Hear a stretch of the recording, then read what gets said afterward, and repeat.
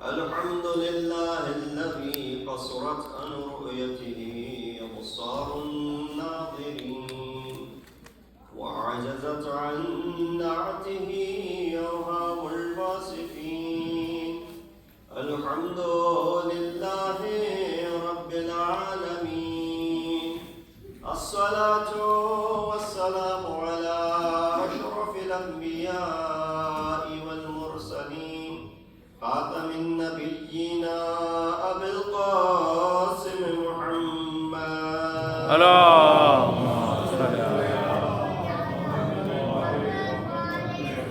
وأهل بيته الطيبين الطاهرين المعصومين الذين أذهب الله عنهم الرجس وطهرهم تطهيرا.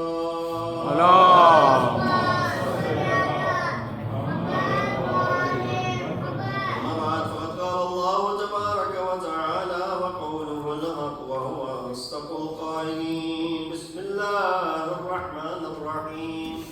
ولا تحسبن الذين قتلوا في سبيل الله أمواتا بل أحياء عند ربهم يرزقون. صدق الله العلي العظيم.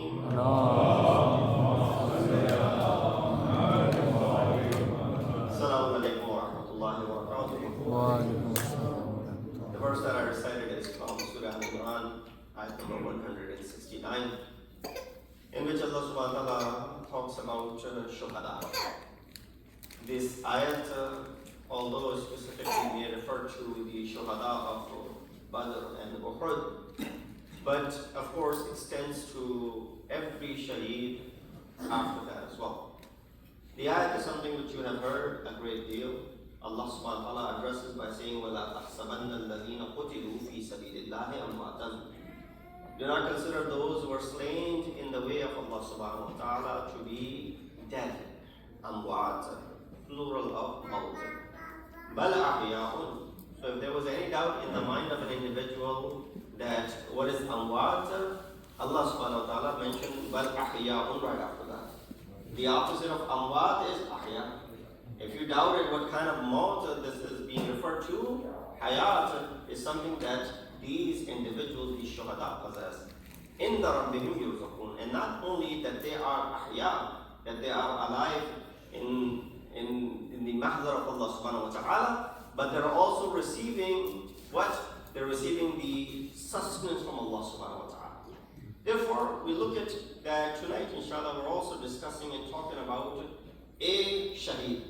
Shaheed, who is basically marks the beginning of the shahadat of shuhada of Karbala. Right? Just imagine the maqam of an individual who is the leader, in a sense, the first one of, in real sense, Sayyid al-Shuhada, Imam Hussein is the Sayyid of shuhada. But the one who's the first amongst the shuhada of shuhada Karbala is none other than Muslim ibn Aqeel.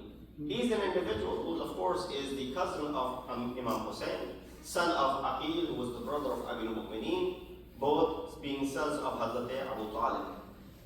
Aqeel was someone who was amongst the four kids of Hazrat Abu Talib, oldest one being Talib, that's why he's known as Abu Talib. Then he had Ja'far Tayyab, then he had Aqeel, and then he had Abil-Mu'mineen, Ali ibn Talib. Out of these four children that he had, of course the oldest is the reason why he is called Abu Talib. But the most beloved to him was Aqeel. There's a riwayat that mentions that when Rasulullah and other family members looked at the halat of Hazrat Abu Talib. Now this is when we look at Hazrat Abu Talib was a tradesman. He possessed a lot of wealth. It wasn't that, he was faqir or, needy. There came a time after he had given everything in the way of Allah subhanahu wa ta'ala. And even when we see that it was his Shaykh Abi Talib where Muslimin and Rasulullah had to seek refuge in those 3 crucial years of Islam. So it was a time when, the family members came to Hazrat Abu Talib and they said, we will take one of your sons with us so that it will lower the burden that is upon you. Therefore, we know that Amirul Mu'mineen was raised by Rasulullah and Hazrat Khadija in their house. And when this proposal was given to him, Hazrat Abu Talib said, "Utruku li Aqilan." Leave Aqeel to me. Why? Because of the love that he had for Aqeel. So when later on, when Rasulullah was asked regarding Aqeel, he said, "I have hubbain lil Aqeel." I have two loves for Aqeel. One, because Abu Talib showed affection to him. And number two, from his son will be someone who will help my son Hussein in coming. So I have hubban, the hubbain. I have two loves for Aqeel, for one for his father and one for his son. Look at the maqam of this individual. And that was a prophecy that Rasulullah was telling us, that there will come a time when Imam Hussein will be in Karbala. Prior to that, who will stand up to help him? It will be none other than Muslim, the son of Aqeel. With that said, of course, not a great deal of time in my possession until namaz. I wanted to highlight as to the maqam of Hazrat Muslim ibn Aqeel himself. He is an individual who must be at a maqam where Imam Hussein is choosing him for this important task. You know, Sifarat is something which we all know this day and age. Safir or ambassador, every country has an ambassador in another country, at least the countries they are in good relations with, and they recognize one another. But the countries you don't recognize, you don't have your Safir over there, or you're at odds with, you don't host their embassies and you don't invite their ambassadors. But the countries with which you have good relations, you have ambassadors. This ambassador usually is an individual who's highly qualified, with basirat, with insight. His duties is to be able to make sure that the relationship between the two countries remains strong. And if there are any reasons of dispute, those are dispelled so that they remain in good relationship. You know, he establishes trade between the two countries. He establishes, the process of visa so that people can visit these countries and go and look at and have tourism within them. So this individual has to be with profound knowledge, educated, but at the same time possess a righteous mind. This sifarat is worldly. But then there's a sifarat which is sifarat al-dini. While you look at that, you will not give the sifarat dunyawi, the worldly ambassador, to an ordinary individual. How is it possible to give sifarat al-dini to an ordinary individual? Hence, here comes in the place of the maqam of Hazrat Muslim ibn Aqeel, to whom Imam ﷺ, in these days after the killing of Amir Shah and him placing his son as the Khalifatul Muslimin, Imam was summoned by the Wali and the governor of Medina. And primary purpose was to go ahead and threaten Imam and to seek allegiance from Imam. This is where you find that although Amir Shah had told Yazid not to go after Hussein, but his stubbornness that he still went after Imam Hussein. He asked for the bayat from Abdullah ibn Umar, who graciously handed over the bayat and said, "Yes, I do your bayat." He asked bayat from Abdullah ibn Zubayr, who fled Medina as well. And he asked for bayat from Imam Hussein. Those famous words, "Mithli la yubayat mithli." Someone like me does not do bayat of someone like him. And Imam came home, ordered his family, get ready, pack up. Overnight, Imam and his family departed to Makkah. You know the story, inshallah. That Majlis of Safar Imam Hussein, which highlights this muhajirat of him. Right? There are different types of migrations. Migration, when you physically move from one place to another. All of us are aware of that. Many of us, barring our children, many of us have done this muhajirat. We left a place and we came over here. Then there's another type of muhajirat. And that is the muhajirat that all of us also are sharik in. And that is when we go from being asi of Allah, disobedient of Allah subhanahu wa ta'ala, to being obedient of Allah subhanahu wa ta'ala. The third type of muhajirat that is done is when people leave a religion and come in the fold of Islam. Just today, someone came up, just right now, maybe 20 minutes ago, before the Marcia was going on. Said, Molana, I want to convert to the religion of Islam. And I said, well, inshallah, let's sit down, talk about it as to what are your motives, and inshallah, we'll go through this. And then individual and I agreed to meet inshallah on Friday to see the purpose and the maqsad of him converting to Islam. So that is a big deal. People leaving their faith and walking into the fold of Islam. They sometimes become better Muslims than you and I. Why we take Islam for granted? Because we received it jaddi pushti. But these people who have to fight a lot of family members, community members, their entire societies, and leave all that behind and come and embrace the path of Muhammad. This is something which is admirable. And the third type of hijrah, which I mentioned at the second, is when you leave disobedience of Allah and come towards the obedience of Allah subhanahu wa ta'ala. That is a muhajirah that you and I have not made yet. We should not be squandering our time and wasting our time. Leave and make this hijrah and make this migration ASAP. With that said, this hijrah that Imam Hussein does leaves the city of Medina, comes to Makkah. Maqsad is what? Maqsad is to protect his family. Find refuge in this sanctuary known as Kaaba. And even in the time of Jahiliyyah, people used to do the same exact thing. Imam al-Islam is following the footsteps of his forefathers. That is the reason the words that Imam uttered that you hear in the beginning of Muharram. Muharram is upon us. Usually after this Majlis of Muslim ibn Aqeel and the celebrations of Ghadir, you enter into the month of Muharram al-Haram. That famous sentence of Imam, إِنِّي لَمْ أَخْرُجْ عَشِرًا وَلَا بَطِرًا وَلَا مُفْسِدًا وَلَا ظَالِمًا. I'm not leaving to cause any corruption. I'm not leaving to cause any fitna and fasad. When Muslim ibn Aqeel is facing Ibn Ziyad in his darbar, when he was captured, Ibn Ziyad went on a rant, scolding Muslim ibn Aqeel and Imam Hussein, saying that you cause fitna in the society. You cause disunity and discord in the society. In the Muslim community, there's a divide because of you. Muslim ibn Aqeel refuted every single thing Ibn Ziyad was saying.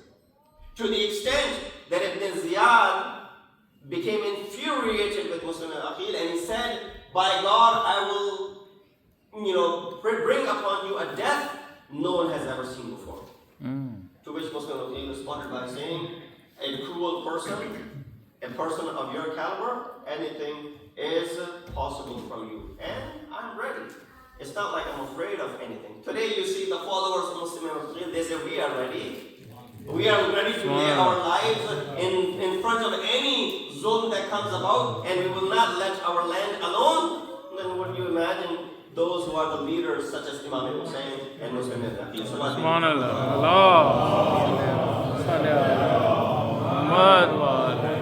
Imam said, Inni akhruj, inni lam akhruj, ashiran wala batar.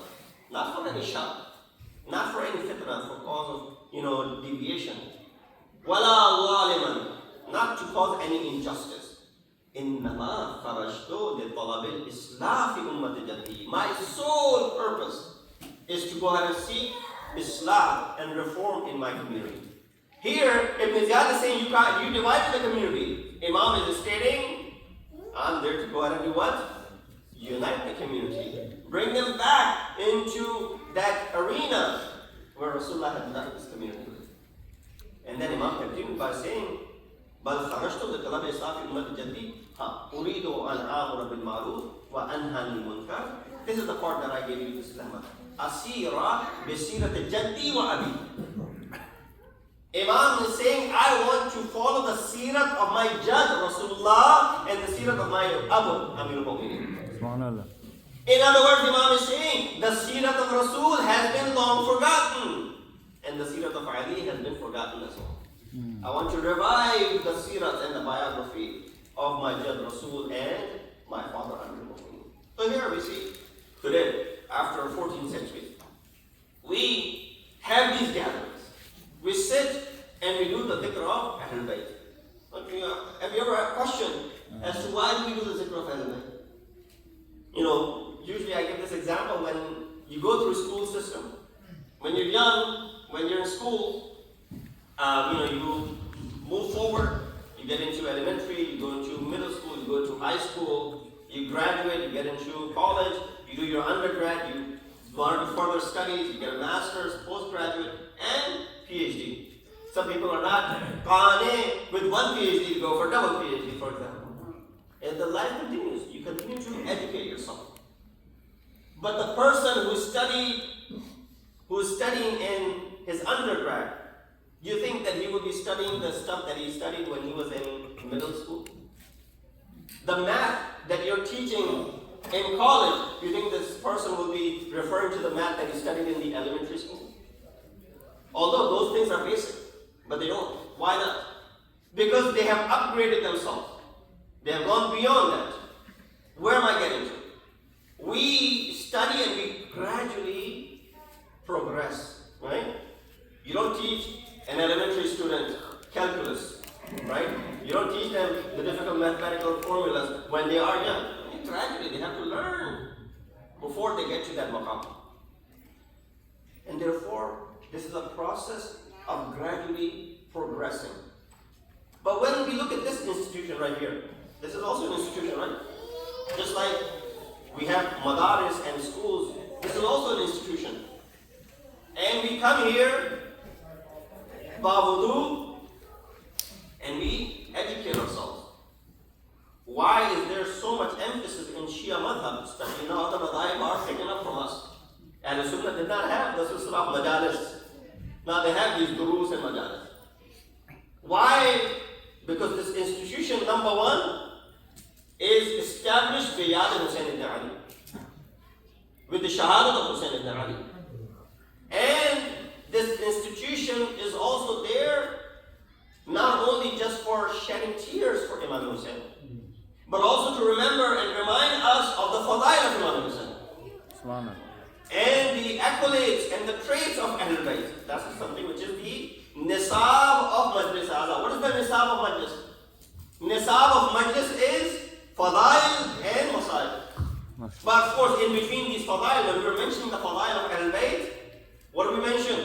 We mention their miracles, we mention their judgments, we mention their, qadawat, Imam Ali, and so on and so forth. All that is part of our education. Someone might say, well, masail remain the same. The masail that you've been hearing since you were your child's age are the same that you hear now, 20 years later, 30 years later, 40 years later. Some folks sitting over here have been listening to majalis longer than I have been alive. They're the same. So my question, if you were to teach that, middle school math, algebra, to a PhD student, does that make sense? But then how are you teaching the same masail that you taught to a child, and now you are 50 years old, 60 years old, you're still studying the same masail? Did we not learn the first time? Why are we repeating it? Why are we repeating? You don't repeat the worldly sciences. Why are you repeating the religious science? I have a perfect solution answer for that. I'm just posing a question. Something thought for our minds, and our question for our minds. To think about it. The answer is very simple. One ayat of Quran and one hadith of Rasulullah. Ayat of Quran in Surah Dariyat, Allah says, وَمَا خَلَقْتُ الْجِنَّ وَالْإِنسَ إِلَّا لِيَعْبُدُونَ. I did not create insan and jinn except that they may worship me. So the purpose, the creation of insan and jinn is ibadat of Allah subhanahu wa ta'ala. Now don't limit the ibadat of Allah to salat, saum, and hajj and zakat and all. Ibadat has a bigger spectrum. With that ayat in mind, let me read this hadith, which of course all of you have heard of it many times. Rasul Akram, Hazrat Muhammad Mustafa,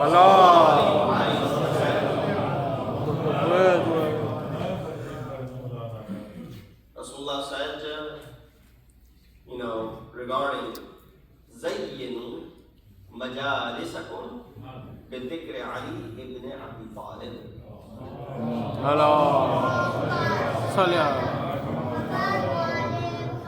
You want to know why we do the zikr of Ahl-e-Bait? Ayat al-Quran. Allah says, I didn't create you except to do what? Ibadah. What is this? Ibadah. Number two, in this ibadah, what did Rasulullah teach us? Zayyinu majalisakum bi-dhikri Ali. Beautify, embellish your gatherings with the zikr of Ali. Now, of course, Rasulullah knew that there will be many ada of Ali. There will be many who will keep bughz of Ali. And therefore, they'll keep bughz of Ali, they'll refute this hadith, saying this was only true in the time of Ali. And after Ali, this is no longer applicable. Rasulullah continued the hadith. If he had stopped over here, he would have taken it. But for the sake of others, Rasulullah continued this hadith. By the way, this hadith is found in other makatib fiqh as well. He says, Zayyinu majalisakum bi dhikri Ali ibn Abi Talib, fa inna dhikrahu dhikri. Because when you remember and do the zikr of Ali, in other words, you are doing my zikr. And even here, if Rasulullah had stopped, we would have taken the hadith. Have you not? But he knew that there will come a point where people will say, Rasulullah is dead. All of his fadail and shamail are also dead with him. No. Forgetting the ayat of Quran which I recite for you, 169 of Surah Al-Imran. وَلَا تَحْسَبَنَّ الَّذِينَ قُتِلُوا فِي سَبِيلِ اللَّهِ أَمْوَاتٌ بَلْ أَحْيَاءٌ. They are alive. إِنَّ رَبِّهِمْ يُرْزَقُونَ. They are consuming rizq near Allah subhanahu wa ta'ala. And you call him dead. So Rasulullah continued the hadith. He said, yes, they will also question if I said, do my dhikr in your gatherings. He said, فَإِنَّ ذِكْرِي ذِكْرُ اللَّهِ. When you do my dhikr, it's as if you are doing the dhikr of Allah subhanahu wa ta'ala. And then he tied it with by saying, إِنَّ ذِكْرُ اللَّهِ ibadah. And indeed, the dhikr of Allah subhanahu wa ta'ala is ibadah. And if you use that formula of math, since we've been talking about math, A equals to B, B equals to C, then A equals to C. You do this, the zikr of Ali, embellish your gatherings. Why zikr of Ali? Zikr Rasul. You do zikr Rasul because it's zikr Khuda. You do zikr Khuda because it's ibadat. Therefore, zikr Ali is ibadat. Subhanallah.